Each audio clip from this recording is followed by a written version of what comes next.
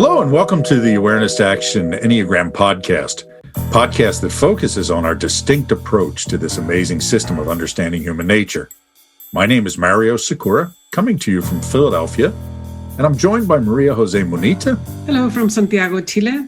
And Tamer Zanati. Hello from Cairo, Egypt.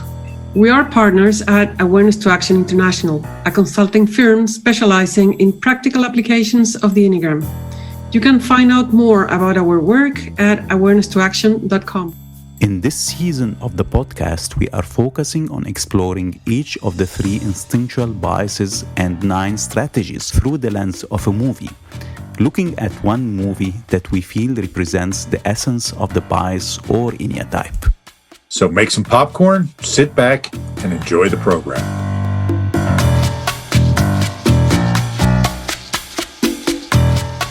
Hello and welcome to the Awareness to Action Enneagram podcast, Season 1. The focus is the Enneagram in a movie. I'm Mario Sakura, and I am here with my partners, Maria Jose Monita. Hi there. And Tamer Zanati. Hello. We are going to be talking today about the preserving instinctual bias and looking at it through the lens of the movie Castaway with Tom Hanks. What we've been doing in this series is looking at different dimensions of the Enneagram model, starting with the instinctual biases, and then we're going to move on to looking at each of the 9 enneatypes. And we're focusing on one movie that exemplifies the theme at the heart of the instinctual bias. Now, again, our focus is not on whether or not the characters meet the profile, but whether the theme of the movie meets the profile. And I think it's pretty fair to say that the movie Castaway certainly does meet the theme of the preserving bias. What do you guys think? Too much. Uh-huh. What do you mean by that, Maria Jose? That I found myself struggling to see anything else. And I'm sure that there was, but there was a lot of preserving there. Yeah, and I think this is consistent with the other movies we've looked at, right? I mean, when we looked at Saturday Night Fever, it was from beginning to end a movie about transmitting. And we found the same thing with The Breakfast Club. Beginning to end, it was a movie about navigating. And I think, again, we have the same phenomenon going on here. There's not much else that's talked about in this movie beyond things related to the preserving domain. How about you, Tamer? Yeah, it's a movie about survival. So what else? I mean, what other domain would you see highlighted in the movie? I mean, definitely, as Maria, you were saying, there are like traces of other domains, but absolutely the survival mode and the coziness, the family theme, even the way almost everybody's dressing is so preserving. Right. Yeah, you're absolutely right, Tamer. And touching on the idea of relationships and family and a few other things that we'll touch on, exemplify how our approach to the preserving domain is a little bit different from how other Enneagram teachers approach it, right? We don't call it self-preservation for very specific reasons, and primarily because it's about preserving more than the self. It's about these automatic instinctual behaviors that cause us to create order in our environment and protect our resources and create a sense of stability in our lives. Now, all these things lead to survival, but it's about more than that. And it's not just about survival of the self. It's about preserving of things, okay, that creates a greater chance of survival, at least long enough to procreate, right? I always tell people that nobody lives forever. Okay? You don't see any 200-year-old people walking around. So we are not designed specifically for self-preservation. We are designed to instinctually do the things that will help us live long enough to ensure the sustainability of our genes. Let's talk a little bit about the preserving domain. And as we described last time, we break each of the domains into 3 subdomains, and then the 3 of those subdomains into 3 further subdomains.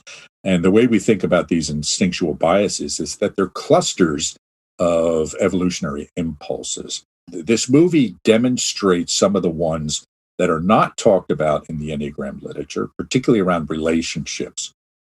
And also, I think, is a good reason. It'll give us an opportunity to explain why so many people mistype themselves as sexual or one-to-one subtypes when they're really preservers. That's a big theme in this movie. So the preserving domain, the first subdomain we break it into is the domain of safety, right? Is security. And security entails a number of different things. So there's physical safety that's involved, but there's also the security that relationships give to us. Okay?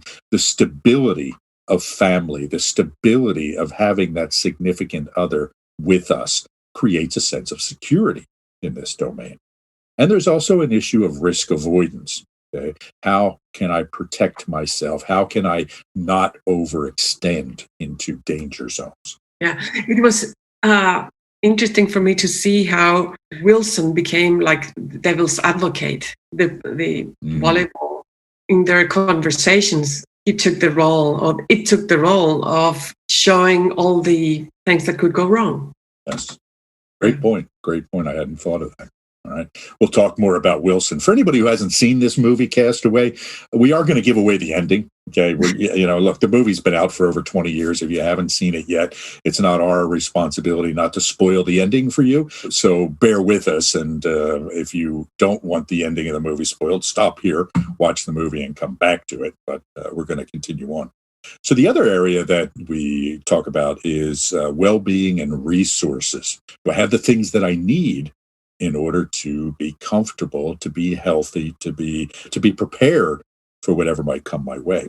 And that includes the subdomains of comfort, trying to create some comfort for ourselves, the issue of supply, having enough of the things that we need, and then our health. And again, all three of these themes come through in this movie, for sure. And as we've mentioned before, they don't have to be skillful at them. And you can see that in the movie, how Chuck talks about certain health issues, but doesn't do anything about it until it's just exactly urgent. Yes, exactly. The toothache, it's probably an abscessed tooth. And as someone who has had an abscessed tooth before, it is a painful, painful thing. And to be on a deserted island with one of those would be a pretty awful experience. And the solution was awful experience. Which one of the most horrible things I've ever seen in my life. Yes, but we'll come back to that. All right. So the third subdomain in the preserving domain is maintenance. It's repairing the things in our nest. Okay, repairing our tools, repairing the things around us that keep us safe and comfortable and well supplied. It's about traditions. Something that we see often in preservers is this desire to preserve traditions. Okay, it might be holidays, it might be family activities or traditions, just this sense that things are continuing as they did in the past, right? So there's kind of a small c conservatism in the preserving domain of wanting to hold on to the things, almost wanting to stop progress in a way so that the holidays don't change or our traditions don't change. Yeah, and most part of the movie at the beginning, before the accident, it's around the holiday. Exactly. And then finally, there's tending to the nest, right? This tendency of all of us to want to feather our nest a little bit, to make sure that we have the things that make us comfortable, a comfortable chair, the things around us that make us feel warm and safe and comfortable and at home, at ease. They create peace of mind, in a sense. Okay. Anything you guys would add to the descriptions of the preserving domain that we didn't talk about here? No, actually, we will be covering, almost all of these categories and subcategories in different, all of them are covered in the movie. So, we'll be talking a lot about them throughout our discussion. Yeah, the thing that I would add is that preservers, there's this pattern of expression with preservers that makes them have less of navigating and then neglect or being different to transmitting. But also for navigators, there's a reaction or a bias towards preserving. And I could feel that throughout the movie.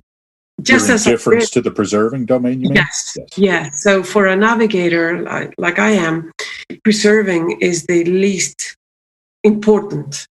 It showed for me when watching the movie. I could feel myself getting distracted because it was just like, okay, come on, how much more of this can I endure, But when I watched The Breakfast Club, I was so engaged because I was interested in every part of it. Right. And then with the Saturday Night Fever, I was conflicted. I kind of felt kind of drawn to it, but then, it's too much. I would never do that. Right. So I could feel those things with the movies, just as I do in real life. I mean, and what you're saying is making lots of sense. I enjoyed Castaway, and actually, I had to watch it a couple of times to prepare for this podcast, and I did not complain because I watched it even before, a couple of times before the preparing. So it's like, yeah, that's interesting. I can do this. If I got lost in an island, I can do this.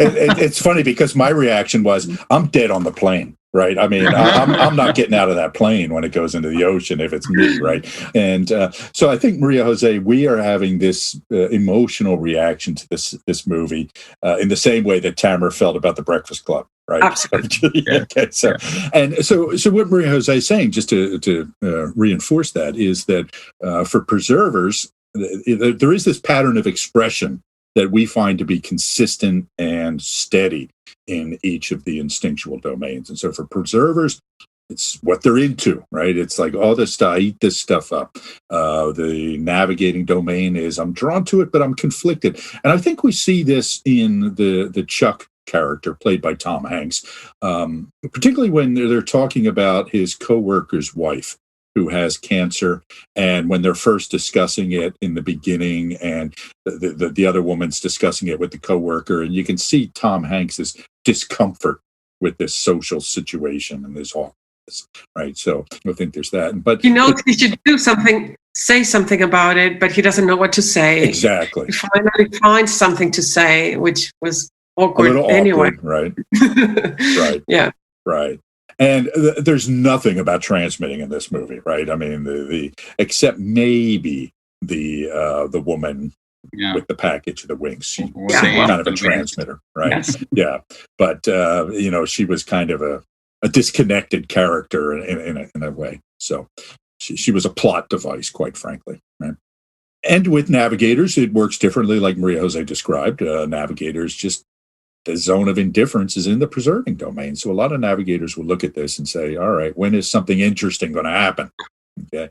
I know that for me to get through this movie, let me say this. I saw it in the theaters when it came out, and I liked it. I think it's a well-made movie. It's interesting. It's engaging. It's suspenseful. And what I liked about it is that it doesn't take the easy way out at the end of the movie, right? I remember walking out of the movie with the people I saw it with, and they were saying, well, why doesn't they get back together, right? Why doesn't he get with this other woman? There has to be a happy ending. That was depressing. And that's one of the things I liked about it, that it was willing to say, you know what? Sometimes life sucks, and sometimes there's not a happy ending. There's just a ambivalent ending. So I liked that about the movie. But watching through it this time, I became most interested in a philosophical conversation about suicide.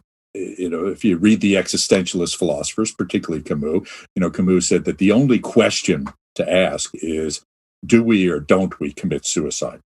And I think that was a theme that kind of ran through this movie, right, in a lot of ways. And we'll come back to that.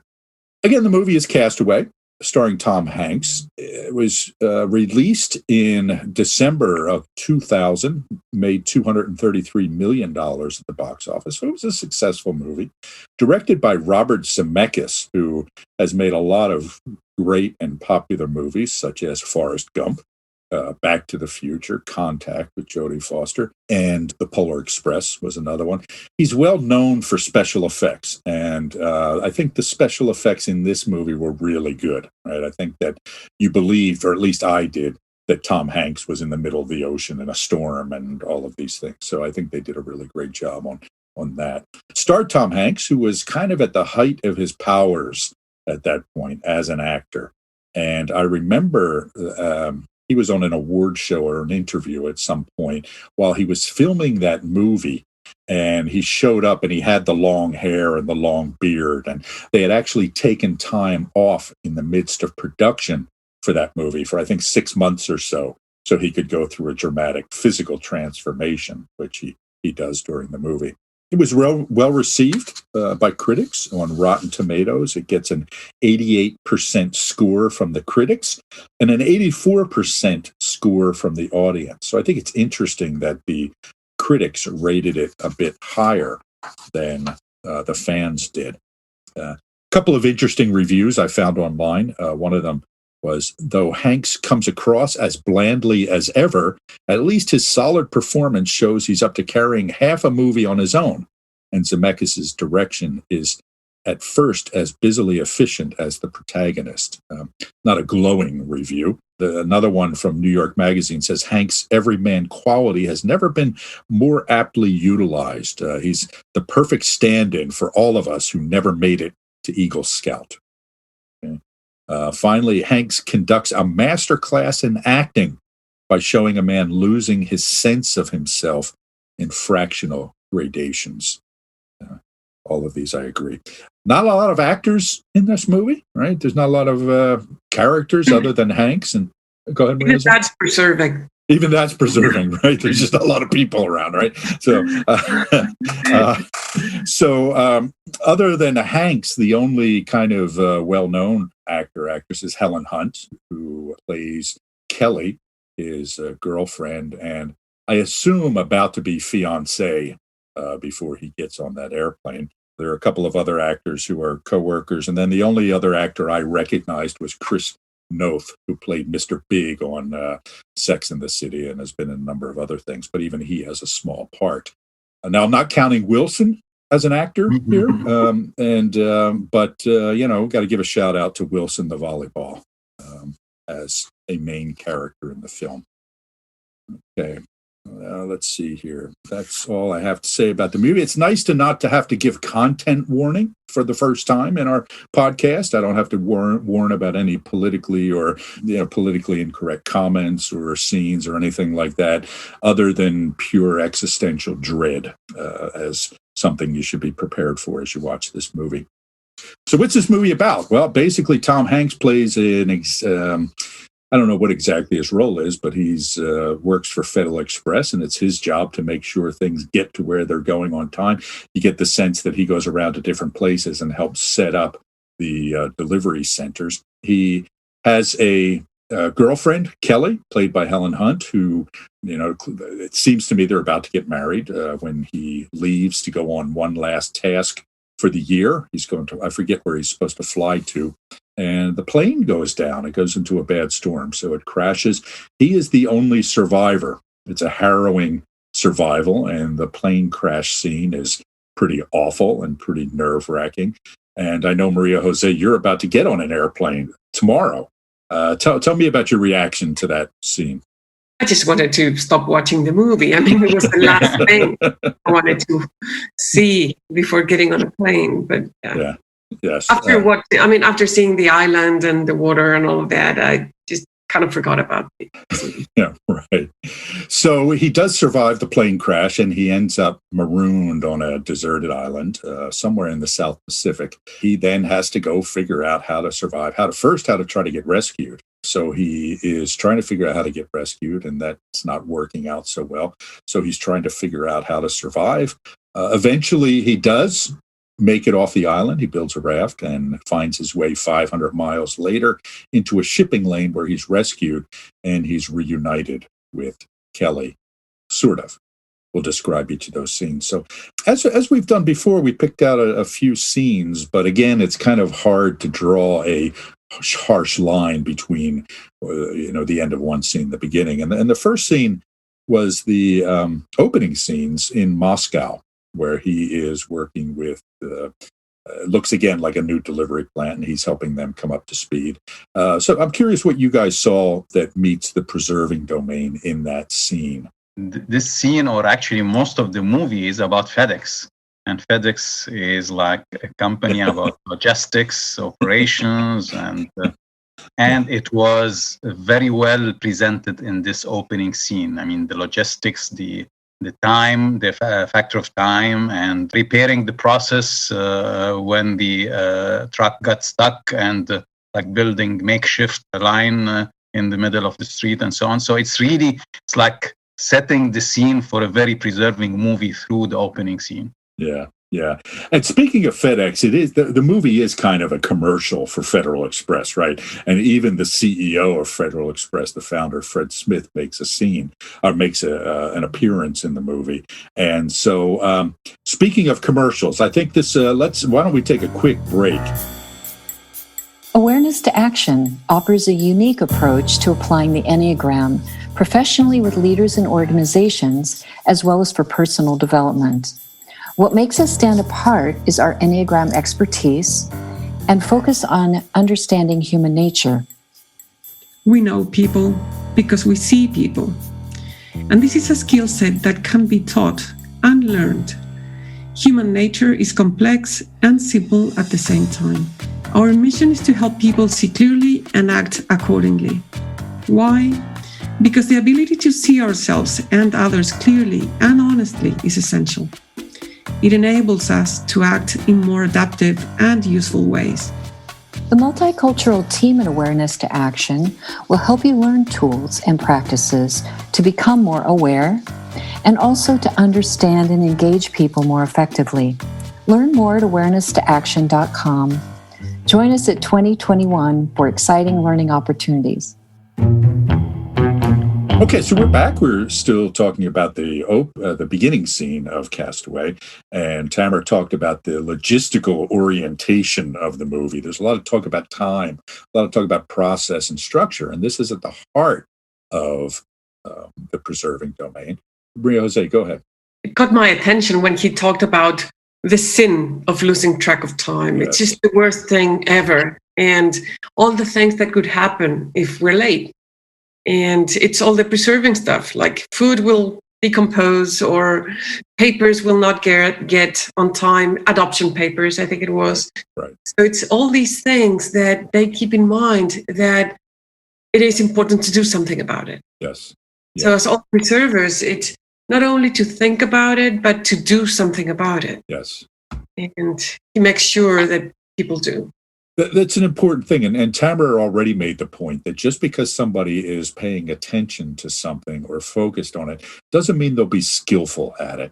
I do know preservers who can't make it on time to a meeting, right? Or who don't keep a calendar very effectively, but they still think about process structure and time and agendas and schedules are part of that. Even though I am not preserver, I'm pretty much a fanatic about time and about schedules. But that comes from a different sort of place than the preserving domain. So we want to make that distinction. Don't think that you can't be a preserver just because you're not obsessed with time, like Chuck Noland is in this movie. Okay? But it does represent this thing. And what it does is, as Maria Jose was saying, it sets the foundation for the fundamentals of life. When he opens the box in Moscow and says, look, this took 87 hours to get here. It's only o'clock. But what if it was something important, right? Like you said, adoption papers, your paycheck, or fresh boysenberries was the other thing that he listed. And again, these are fundamentals of life. These are all preserving things. That's what he's thinking about, right? Of food that we eat, important documents about family and money. The other part that kind of signaled preserving to me was when he opened the backpack to give something to the kid, right? Do you guys remember what was in the backpack and what he What gave? wasn't? What Yeah, wasn't? he gave, I think, candy and some electronic thing. I think he gave him a Walkman and a Snickers bar or something like that, right? Yes. Yeah. Yeah. But he opened the backpack and it was just filled with stuff. Again, a preserving thing of having excess resource. Now, so this is a good point, okay? Because we haven't talked about Tom Hanks's, or the character Chuck's, Enneagram type yet and his subtype, because not all preservers will be hoarders, right? Some will only want to have exactly what they need. But the key is that they are focused on ensuring I have what I need. Now, some Enneatypes or some subtypes of the Enneagram will be more likely to hoard resources, to hold on to things than others. And I think he was one of those subtypes that's most likely to do that. Do you guys have a view on what you saw as his subtype? Yeah, well, I was wondering, and his emphasis on kind of tracking things made me think of maybe preserving 8 because of how he was controlling every step of the process and having the discomfort talking about his colleagues or the other guy's illness. So I was wondering between 8 and 3. 8 and 3. Okay, Tamara, I have a sense that you disagree. What do you think? I'm just maybe leaning toward 3 with his wanting always to exceed the bar. I mean, improving the time, like pushing people hard to. I mean, working a lot, traveling a lot, and like asking people to improve the process. And it was all about time and so on. So I feel more toward 3. I think he was a preserving 7. I mean, come on, right? Look, first of all, it's Tom Hanks, okay? He's a funny guy. He's making jokes, speaking quickly, right? Everything's light. The discomfort with the suffering of the wife of the friend, the coworker, just this, yes, an obsession over time that you might not see in every preserving 7, but that was his job, okay? And so it was all, for me, just scream preserving 7. So interesting. Makes sense. What's that? Makes sense. Yeah. So, but hey, I could be wrong. So it happened once. All right. So I would like to say something about the opening scene as well. Yes. And you can see the repair part, trying to repair the process. Pointing what needs to be fixed. This is the time, it takes more time, so let's work on the process. And then would come the scene of the stuck truck, truck stuck because of this thing. It was booted, yes. Yeah, it's booted. So it's like going immediately and work on fixing the process again and putting a table in the middle of the street and getting people working on fixing the process and repairing it. So that actually I noticed this in the opening scene. There was for me an energy to him that felt very frantic.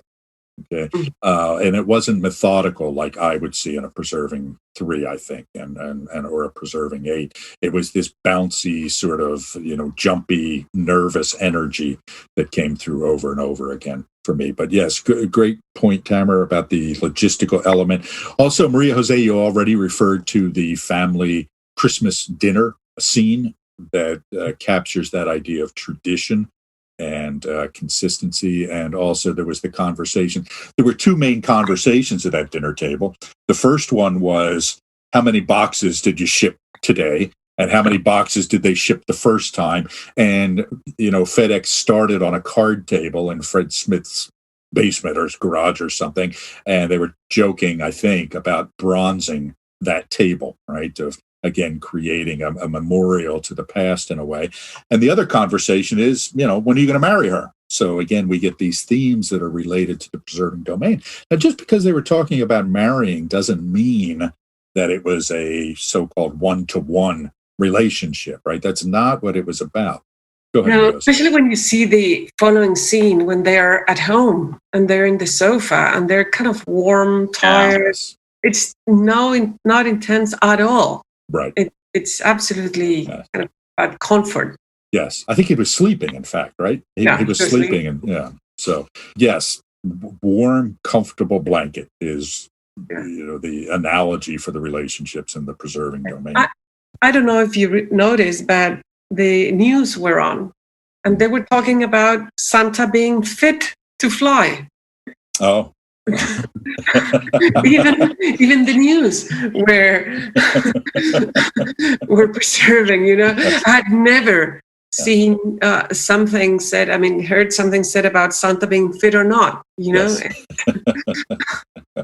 So I didn't catch that. But one thing I did catch the last time I watched it, because I did watch it 2 or 3 times in preparation for this podcast, which I'll never do again. But anyway, what kind of irritated me the first or second time I saw it was, how did he know so much about sailing, right?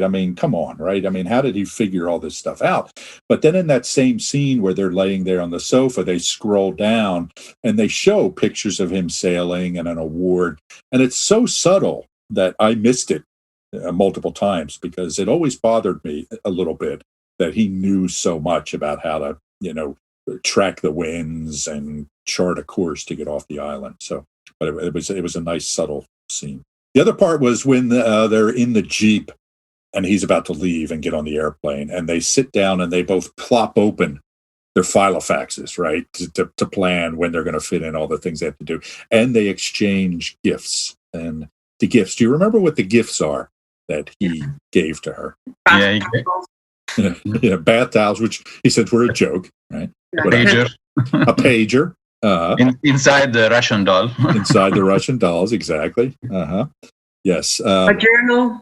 A journal, right, to write her memories in, apparently, to, again, preserve. But although he says that they're a joke. No, he said the hand towels were a joke. Yeah, but go ahead. Yeah, but even if everything were a joke, I wouldn't think of those things as a joke. Exactly right. I would think of other things. Exactly right. It's a preserver's idea of a joke, right? Yeah. Yeah. It creates a kind of a pattern of what do I focus on in life. Yes. Even in a joke, when I create a joke. Yeah. Right. And do you remember what she gave to him? What they call this? The watch or the pocket watch? Pocket watch, yeah, with her picture inside it. Yes. He loved it. Yeah. Yes. And who had owned the pocket watch before? Do you recall?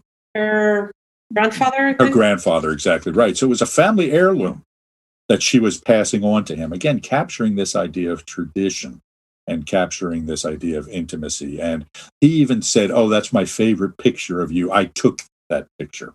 Yeah. Which again, we see as a preserving activity, right? This idea of capturing memories in some way as comforting. And this pocket watch kept on being like a line for the whole movie. Yes. Just to represent the relationship and the warmth of the relationships and the longing for the person, and a kind of another Wilson. It's like bringing her inside his life on the island. So some sort of. You're absolutely right, Tamara. And both her picture and Wilson, and even more than her picture, but she in general, represented a lifeline to him. This security that we see in relationships for preservers. And I think we can talk a little bit more about that, but let's take a quick break first. Are you interested in learning more about our approach to the Enneagram? Go to awareness2action.com and check out our certification program. We offer a clear, concise, business-friendly, and science-minded approach while maintaining the depth of traditional approaches to the system. At Awareness to Action International, we're the leading innovators in the theory and pragmatic applications of this system to all aspects of the work environment, including leadership and personal development, team building, diversity and culture, and managing change. However, this approach is not just for the business world. A lot of people who attend our trainings do so for their own self-development or spiritual growth. Our certification program is one of only a handful of curricula accredited as a school by the International Enneagram Association. It is currently being conducted virtually and combines live sessions with asynchronous learning. Again, find out more at awareness2action.com. Okay, so we were talking about the importance of the significant other to the preserving domain. And we're certainly Kelly represented that to him. It was thinking of Kelly, drawing her picture, looking at her picture that created a reason to go on being for him. And it was Wilson, the volleyball, who he painted a face on with his blood. It accidentally happened. He got blood on the volleyball and then noticed, hey, it looked like a face. So Wilson became his best friend on the island. I'm trying to remember the sidekick from Robinson Crusoe, Friday, right? So Wilson was a stand-in for Friday from Treasure Island, I think, or no, Robinson Crusoe, sorry. But these characters were more than just characters. They were his reason for going on being. And Rio Jose already pointed out how Wilson became not just his friend, but the devil's advocate, sort of the, It was like his super ego. Exactly right. Yeah. Particularly when they talk about, what happened up on top of the mountain. And I think we'll come back to that. But something that really struck me watching this was his grief when he lost Wilson. Right. I mean, the way he just lays there and is just shattered because this volleyball, floated off and he could not rescue it. I mean, it was just heartbreaking. And what struck me as I was thinking about it was that he showed a whole lot more grief about Wilson than he did about Kelly. Right. I mean, clearly there's grief about Kelly, and the end scene between the two of them is heartbreaking. But the grief there of, I have lost this thing that is so important to me. Again, just felt very preserving to me. Yeah, and actually this demonstrates the role of relationships in the preserving domain. It's like providing the security, and he was demonstrating the loss of security by losing Wilson. Yes. What I also saw as very preserving was the lack of inner chat, like inner dialogue.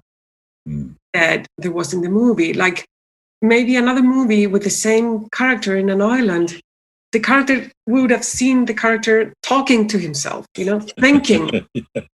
He was quiet all the time. Right. He wasn't even thinking. I mean, he was probably thinking, but we didn't hear it. Right. Only when he talked to the volleyball, to Wilson. Yes. So that was preserving as well. It could have been a transmitting character doing all of that, but it would have been this inner chat that we would have heard in the movie. Yes. Imagine Robin Williams as that character, for example, right? I mean, it would have been a steady dialogue the whole time, right? So excellent point. The second scene for me was around, he lands on the island and he starts gathering resources. And it's a couple of things. First of all, it was interesting to me, his relationship with the FedEx boxes. Okay. Clearly FedEx was his life. This guy, his job and his commitment to the company came before anything else, even his relationship with Kelly. So when he's gathering the boxes, it's interesting to me how he is saving them, right? He's figuring, you can kind of see him thinking, well, I'm going to get rescued and I'm going to make sure these damn boxes get delivered to whoever they're going to be delivered to. So there's this hope, perhaps, that he'll be rescued. And so he starts to also set up a little nest for himself on the beach, right? So did you guys notice anything about that part, about how he set up his little tent? Yeah, I mean, first I would like to comment on which is very good, the comment on collecting the boxes. And since we said that it's a commercial for FedEx, so it's like a subtle message that this is what our employees live for. We live for protecting your own goods. Right. So it's a very preserving message as well. Yes. From a preserving company. Yes. Great point. Maria Jose, anything you would add to that? Well, he had the boat that he used, the life raft. Yes. They made a tent out of that.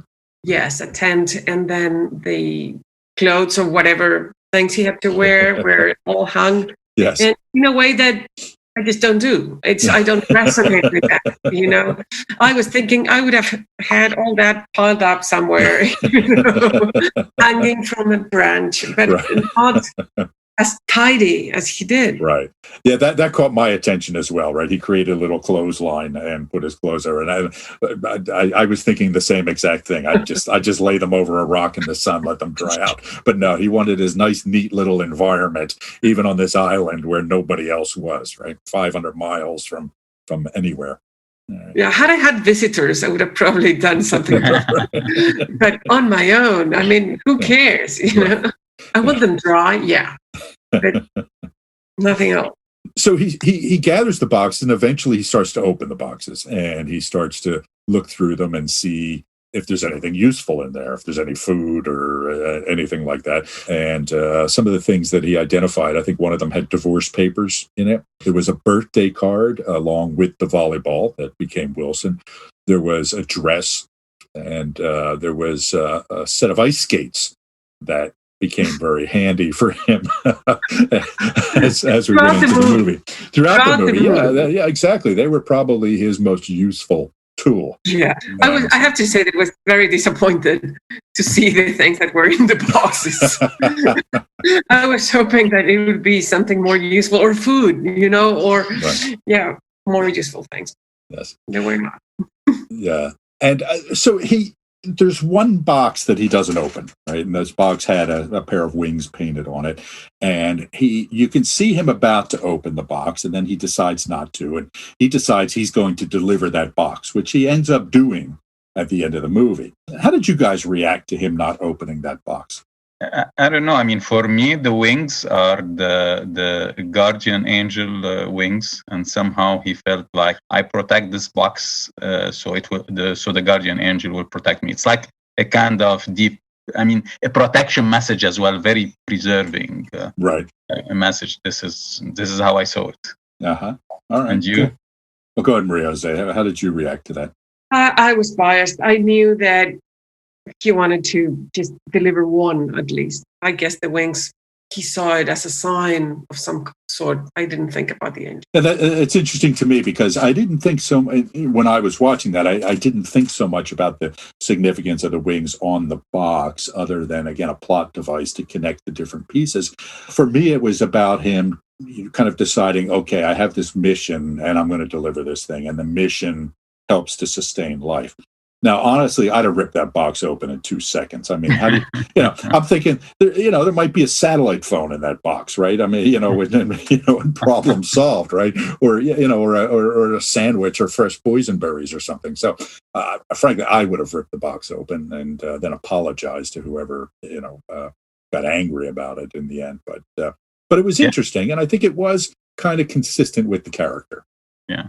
The reason I thought I translated the wings into the guardian angel, that at the last scene, actually, or not the last scene, the scene before the last scene, the lady came with a truck with the wings to tell him about the direction. So it's a kind of an angel coming and the first of, taking a new step in life and telling him where to go. Yeah, so he does deliver the box, and the woman, I don't know what she was, a welder or something, or created an artist. And an artist, I guess. Yes, and so the wings were kind of her logo, and they were all over the place. And on her truck when they encounter each other at the crossroads at the end of the movie. After he sets his nest up, he goes off to explore the island. And it was a really interesting scene for me when he was exploring the island the first time, and his feet get all chopped up and bloodied and that sort of thing. But he's walking along, and he walks past this huge stone cliff, and there's a little crevice in the cliff, and he looks up, and there's a plant growing in the middle of this rock. Right? And he looks at it for a moment and stares at it, and then just walks off. And for me, that captured a lot about this movie. It's about survival and finding a way to prosper in an inhospitable environment. I'm always amazed when I'm in the desert or something, or in a place where there's a lot of rocks, and you see that through pure chance, some dirt has collected in a crevice somewhere, and then a seed has planted, and you get this plant growing in this completely bizarre sort of place. And for me, that's always represented the beauty of evolution, right? The beauty of chance matched by natural selection, that things survive. So for me, that was just a really telling little detail about how evolution works, and it creates these patterns and these tendencies that support the sustenance of life and of our genes. Finally, we get to he finds a cave. He's in there, and he gets to the point where his toothache has become unbearable. So this is where the ice skates come in handy, and he uses one of the ice skates and a rock as a way to commit some homemade dentistry that, again, is a pretty painful scene to watch. I can see Mario's face on the video monitor, grimacing. And so what happens there, guys? Somebody else describe what he does and what happens next. So Maria Jose, you describe it. You're emotional about it. He removes the tooth, I guess, with his skates, and then almost loses conscience and falls asleep. Yeah, he does. I think he does lose consciousness there from the pain that would have caused. And then all of a sudden it's 4 years later.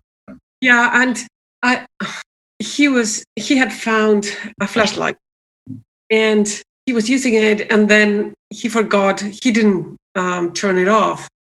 Yeah. And I could see myself thinking, oh no, the batteries are going to run out, And it's like I could see myself worried about preserving stuff. And it did. I mean, yes. Yeah. Later. But yes. Yeah. But honestly, I would like to draw your attention to few small details that happens in the scenes before that and the scenes which are very preserving. The way he started to collect water, the way he learned fires in order to cook. These are very preserving. I mean, actually working on his skills to fish, starting by not knowing how to do it, building the tool itself for harpoon for fishing, and then after the 4 years, he became like very skillful in doing it, like doing it easy and so on. So it shows the process of preserving, like building the infrastructure of survival. Food, water, cooking, even before the scene that you were describing right now, which is taking the tooth off. If you look at the cave, it's like very well nested cave for the circumstances, with some lighting, with the pocket watch, with the photos, like bringing some comfort to him, and with Wilson set somewhere. And you feel like it's a warm cave somehow. It's homey. Right? It's his homey little cave. Absolutely right. Great point, Tamer. And again, it shows the tendency of navigators to skip over all that boring stuff, right? Of Maria Jose and I just say, oh yeah, he had to learn how to make a fire and open coconuts and save water and cook crab, right? So there's all that stuff. Okay, let's move on, right? And there is this pattern of building things. Yes. It's like, the water supply line, building the water supply line, later on building the raft, which was a whole project, and it shows a whole project management process. Yes, exactly. He mapped out how many days it's going to take, how many feet of rope that he needs to make, and all of that sort of thing. Yes, absolutely. And the time, and then he went up to the mountain to see the wind, and even risk management through the dialogue between him and Wilson. So there will be no wind. This kind of whole project management process. So he wakes up 4 years later. He's a transformed person. He's lost weight. His hair and his beard are much, much longer and a different color. He was a little bit pudgy in the beginning of the movie, and now he's ripped, right? He's thin, very muscular, looks like Tarzan almost. Mm-hmm. And to Tamer's point, whereas before he struggled to catch fish, the only thing he could catch was a tiny little minnow, but now he becomes this master spearsman who can, spear fish very effectively during that 4 years. Are you interested in learning more about our approach to the Enneagram? Go to awareness-to-action.com and check out our certification program. We offer a clear, concise, business-friendly, and science-minded approach while maintaining the depth of traditional approaches to the system. At Awareness to Action International, we're the leading innovators in the theory and pragmatic applications of this system to all aspects of the work environment, including leadership and personal development, team building, diversity and culture, and managing change. However, this approach is not just for the business world. A lot of people who attend our trainings do so for their own self-development or spiritual growth. Our certification program is one of only a handful of curricula accredited as a school by the International Enneagram Association. It is currently being conducted virtually and combines live sessions with asynchronous learning. Again, find out more at awareness-to-action.com. So we're back and still with Tom Hanks on the island. And one morning he hears a strange noise and he wakes up and he yells. I think he yells at somebody to stop it or be quiet or something. And then realizes, hey, wait a minute, that noise is different. It doesn't belong here. And he goes to investigate and he finds that two sides of, it looks like an outhouse or a porta potty to me. I'm not quite sure what it was, some sort of shed perhaps, but it looked about the size of a porta potty. But two connected sides of it had drifted onto the beach, and he's staring at it. Something new, you can imagine, after 4 years on this island. It's nice to look at something that he hadn't seen in the past 4 years. And then he stands it up and he notices the wind blows it over. And he says, I have an idea. And so this is going to serve as a sail. The reason he needed this is because when he tried to get off the island before, there were a lot of waves out, high waves that he just couldn't get over. He couldn't get over the barrier. So what these sails allow him to do is to get enough speed going to get over these waves and away from the island. So these are very important. This is very important development. And had it not been for this, he probably would have died on the island. And so we go through a scene of, as Tamer said, the logistics and project management of building a raft and understanding what the wind patterns are, which he had been tracking over that time. So he knew when the winds were going to change and when would be the right time to get out into the shipping channels that he needed to be in. There's the part where he realizes he doesn't have enough rope. And he gets into a little bit of an argument with Wilson over that. So, Maria Jose, go ahead. What's on your mind? I was amazed by the fact that he said that there was not enough rope and he couldn't build more because there were no more. He couldn't get any more from the island. I said, how does he know that there isn't any more stuff? I mean, to build the ropes in the whole island, But he was tracking the resources and how much there was and for how long those were going to last. And that was interesting to me. Yes. And then he starts talking about, and I didn't understand it at first. He talked about something that he had done a year ago. And I thought it was another raft. But then I realized that it was when he tried to commit suicide, but he tested the rope that he had built and with a log to see if it was strong enough, and it didn't work. So he had failed even at committing suicide. Yes. And even though they don't show that scene of him doing that, it is central to the story, right? And again, it comes back to this question, and what Camus said is the only question: do we or don't we commit suicide in an absurd world? He had come to the conclusion, I'm not getting off this island, right? It's just not happening. Nobody's going to find me. I'm in the middle of nowhere. I might get sick and then suffer a painful death. I might get injured and suffer a painful death. So he starts to explore ways to commit suicide. And as Maria Jose said, he goes up onto the top of the mountain, does an experiment, and realizes that it won't work. He can't even kill himself if he wants to. He is so at the mercy of his environment that even taking his own life is not a possibility for him. For me, this idea of suicide is one of the reasons why I'm always reluctant to talk about an instinct for self-preservation. Okay? Because a lot of people do commit suicide, okay? But they don't want to do it in a way that's going to cause them pain.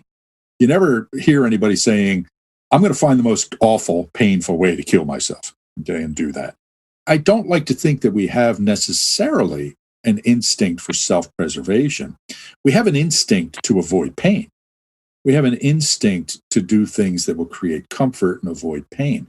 And they all enhance self-preservation, but it's not a self-preservation instinct. We have to be careful about that from my view. Because some people do commit suicide because they're deciding that the pain of living is worse than the potential pain of taking their life. Okay? But as we see with him, we often find a justification for not committing suicide. He goes on to have this conversation later in the movie. But let's go back and talk about why. So he gets off the island and he is floating in the middle of nowhere. And Tamara, why don't you tell us a little bit about what happens while he's floating on the raft? He sees like all the obstacles, all the challenges. It's very rough ride throughout the process, and he started to lose everything. Started to lose supply. Started to lose even the raft itself getting dismantled, and broke apart to the extent that he started. In one of these waves, he lose Wilson. Yes. And this is where he would go, as we discussed before, he would go after Wilson, trying to, it shows how important the relationship was for him, even with an object that created some kind of security, comfort in relationships, to the extent that he was about to sacrifice his life trying to rescue this relationship. Mm-hmm.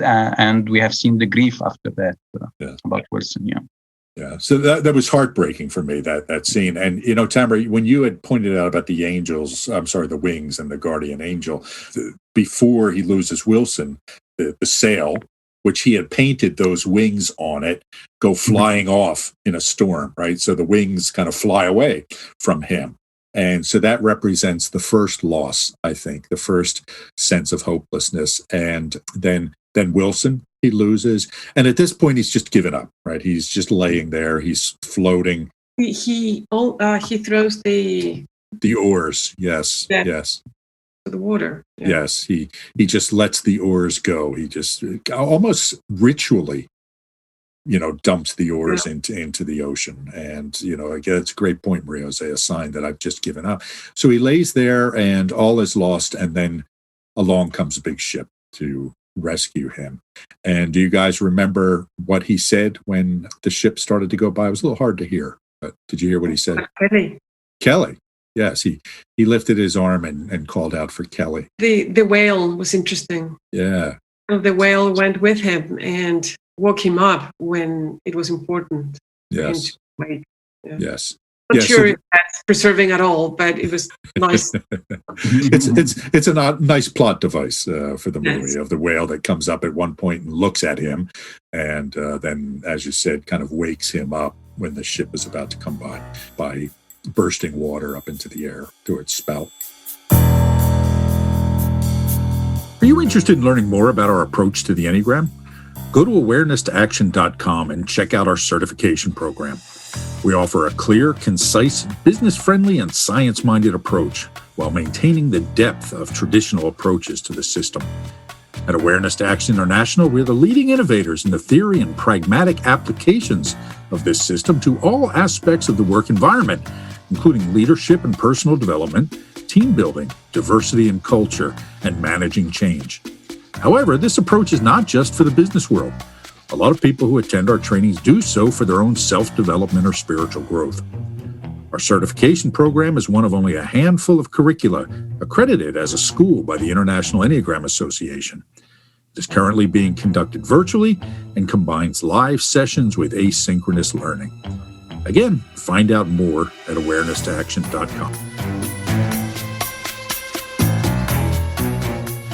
So we're back, and despite our concern, Maria Jose, that we wouldn't have much to talk about with this movie, we did find quite a bit to discuss, and we have one more part to talk about in Castaway, and this is after he gets rescued. So the first time we see him, his hair is cut. He is on a small private plane with his coworker whose wife had passed away. He gets very excited about having ice and a Dr. Pepper, right, with 2 cups of ice. And you can only imagine what he's going through after having been on a deserted island and subsisting on fish, coconuts, and rainwater. The idea of being on a private jet with 2 cups of ice and a Dr. Pepper must have been quite a relief. So he goes, and it's 2 cups of ice. 2 cups of ice, exactly. Not only one. Exactly right. I could feel that in general after he came back, it's a relief, but also overwhelming. Absolutely. Kind of too much. Absolutely. He doesn't need all these things. He's not as picky as he used to be. And this is something we'll certainly see, right, in the pieces that follow. But there's also a conversation they're having, and he finds out that Kelly had remarried or had married someone in his absence, that they had had a funeral for him. They declared him dead. So Kelly had to move on with her life, and she does. And so there's a huge sadness to him on the airplane that we see. It's interesting too, when they talk about the coffin, that he had a coffin, and what was in the coffin. And it was memories and things, like special things about him. And that's all preserving, kind of keeping all these things that remind me of you. Look, what's more preserving than a funeral, right? I mean, it's, we're embalming the body, okay? We're putting it in the ground where, animals won't get to it in a protected case. And, so yes, and there's a good point. There are these memories, these knickknacks that get put in there just, again, to continue that sense of that person still being in some way. And I don't think we discussed the scene where he finds his friend, the other guy from the plane, and he buries him well, and also writes down kind of the when he was born and died and everything, and got his clothes and took the shoes. And, which were too small. Yeah. Yes, absolutely. Yes. So he gets back to Memphis. They have a big homecoming for him at the Federal Express headquarters. And he suspects he's going to be reunited with Kelly, but that's not what happens. So who wants to tell us about what happens instead? Yeah, for me, starting from the plane taking him back till the end of the movie is about the home and the family that he was planning to have versus what happens. The home and the family that Kelly has built for herself. So it's, this whole part of the movie is about that. How did we plan to have a family, and how it turned to be. So even if you look at the scene when he came to the airport, the celebration is very humble. It's not like a hotel hall with decoration and so on. It's like in the middle of the operations. Yes. It's at the airport. Yeah. So it's at the airport. Yeah. And the place that we work at, we're just telling you that we're still trying to be very preserving. And even when he left this celebration and went to the room that he's supposed to meet Kelly in, look at the decoration of the room. Very humble, very lame. No transmission. Nothing. It's just very functional. These are chairs with even colors, like gray colors all over the place. So just very functional kind of decoration. Yes.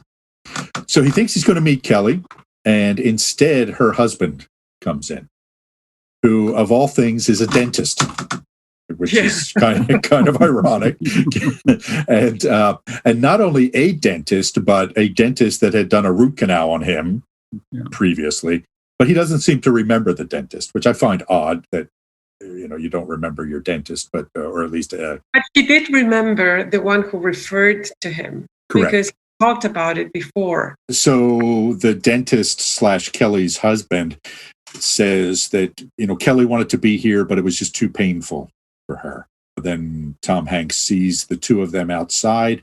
She wants to go back inside, but the husband stops her, and, she's clearly upset, and they leave. Tom Hanks goes back to the hotel where they do have the feast, which ironically was all seafood, it seemed, right? Yeah. There was sushi, Alaskan king crab, shrimp, all these things. I'm thinking, man, can't you get this guy a steak? He's been eating seafood for come on, give him a ham sandwich or something other than seafood. But it was kind of interesting. But there's a nice scene where he kind of walks around looking at all the food, which, this abundance that is now he's faced with. And this, for me, when we talk about the preserving domain, we talk about how we're often conflicted in the preserving domain because our ancestors, from whom we've inherited our genes, lived in a state kind of like he was on the island, right? Where food is a luxury. And we're faced with this contradiction of, shall I indulge myself now or should I save for later? And we live in a time of abundance, right? We don't have this sort of banquet every day, but most of us living in today's time certainly have the opportunity for more abundance than our ancestor did, and that our genes have evolved for. So it was interesting to me to observe that, particularly him picking up the Alaskan king crab leg and being kind of indifferent to it in a way, which was interesting. It was almost disgusted.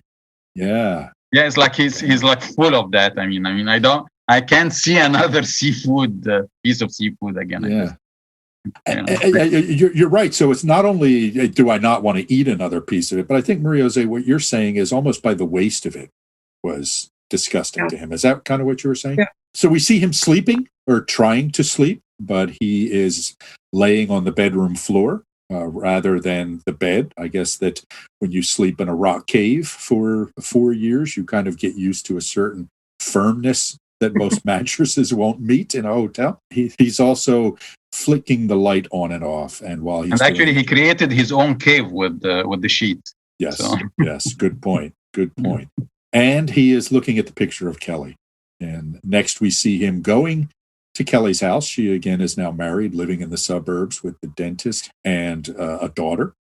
He shows up there, and they have what is a pretty awkward exchange, but very real. And what's interesting to me as he's talking, so he goes to see Kelly, and here are these two people who were deeply in love with each other.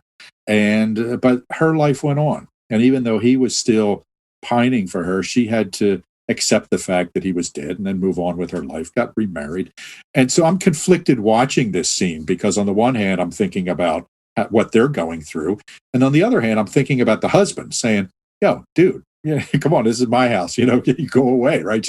She's my wife now, right? Leave me alone. Okay? So there's that bit of conflict, but they have this conversation, and, and you can see them wrestling with, what the hell do we do now, given this situation? We see that she has saved his Jeep, another act of preservation. She kind of saved it, I think, as she didn't get rid of it just because it provided her some connection to him, but it also gives him a resource that he needs now to move on with his life. And she also showed him how much she tried to find him. Yes. And you could see that she put her life on hold to find him. Yes. And that's preserving other people, not just herself. Yes, it's interesting because before he leaves, she's pursuing her PhD and she's working on her doctoral thesis. And when he asks her, how come you're not Dr. Kelly? She says, well, I put that on hold. And, when you disappeared, my life went on hold. And to me, that was a stab in the heart, right? I mean, that was just such a painful statement to make, both her pain and the pain he must have felt to hear that. I think were very striking. And do you remember where did they have the whole conversation in her house? In the kitchen. Yeah, it's in the kitchen, right? And then the garage, and then he leaves. She goes out, yelling for him. She gets into the car. It's as if they're considering that she might go off with him. And then, of course, they realize that, no, that doesn't make any sense. And what's interesting to me when he's talking about this to his coworker afterwards, he says, we both did the math. She knew it wouldn't work. She knew she had to go on. I knew it wasn't realistic. But again, it was a very functional approach to things. Okay, it wasn't this, again, transmitting kind of romance that we think about. Oh, I've been destined to be with you and nothing else will get in the way. But I wouldn't call it transactional necessarily, but there is a very practical element to their decision making that goes into whether or not they get together again. And going back to this theme, actually, came after him in the car and meet him and under the rain. And actually, at the end of this scene, that he's saying a very simple sentence, but it means a lot. I mean, symbolically, when it comes to preserving, he said, "You have to go home." Mm. So it's like it's a symbol of the home is important. Now I understand that you have built the home and you have to go home. So, it looks very simple. Yes, we are under the rain and you have to go home. But to me, it's like putting a statement that home is very important. And I understand that. So we see him again next. He is in the hotel room. He's talking to his friend about the whole situation. And the thing he is talking about, the hopelessness he felt on the island. And his decision was the only thing he could do was continue to breathe. You just breathe in, breathe out. And that is the preserving activity at its most fundamental. Again, we can think of it as self-preservation, but he's not talking about, oh, I have to live. Oh, I have to, he does say, yeah, I want to go on living, but it's the act, right? So our drive is to continue to breathe, which enables us to survive, but it's that act that is the focus. And so it's a sad moment and, a touching moment. But again, I think a real moment. And that's one of the things I liked about the movie is that every conversation that built out of what happened before was not satisfying from a Hollywood ending perspective, but it was what the real conversation probably would have been, okay? Which was good. So to me, the scene, I mean, where where they met under the rain and then he brought her back to home. I mean, to me, that was supposed to be the ending. And and it's very interesting that they have created like 10 minutes after that where he met his friend and had a discussion and then went to deliver the package and stood up to him. So how did you see that? What was your reflection on that? So I agree with you. I mean, people saw that movie and they expected a Hollywood ending, right? Either they're in the car and she goes back home, or they get together and they drive off together, right? That would have been kind of the standard Hollywood ending. But they don't end it there because they deal with, okay, well, what does come next, right? What happens for this guy who's lost everything? I mean, literally, he's lost everything except that Jeep. And what does one do now? And I thought that was an interesting question. So, yeah, I'm either way over whether the movie could have ended with him and Kelly in the car or after her getting out of it. But I like the part that they added to the end of it. I think it worked well. Yeah, me too. And I didn't realize at the beginning, but then I noticed how, what's her name? Bettina? She was listening to an Elvis song. Right. I didn't catch that. And he was he really liked Elvis as well. He was a big Elvis fan. Yes. So there was a connection there, which was nice. Yes, it was. And I think, again, the people that I saw the movie with were, well, why didn't he go after her? Right. Why didn't he go after Bettina and live happily ever after with her? But instead, the movie ends with a very vague, an open-ended ending, right? He's at a crossroads. He's in the middle of Texas, the very flat part of the country, literally, I mean, in the middle of nowhere, but in a very different environment than the middle of nowhere he was on the island, right? So he's facing these choices, and the movie ends with him just picking a direction. And no, actually, he's standing in the middle of the road still, hasn't quite decided what to do at the end of the movie. Again, this is life. There's no preserving, there's no transmitting of, I'm going to start over. I'm going to create this new thing. I'm going to do something big with my life. There's no navigating of, okay, I've got to reconnect with all my friends, right? And it seems indifferent to that. It's just, what am I going to do step by step next? And just continue to live. Any other comments before we wrap this up? Well, I just want to talk about the poster. It looks like, really a survival. There are a few posters, but the main one is the face of Tom Hanks with the beard and, in the background, very shady background of the island. So it's very preserving, survival kind of poster.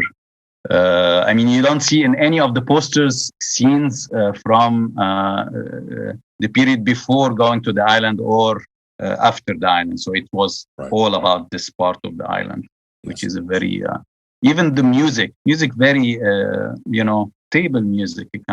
Low key. Nothing, nothing really, nothing really that is attractive or would take your attention away from the movie itself.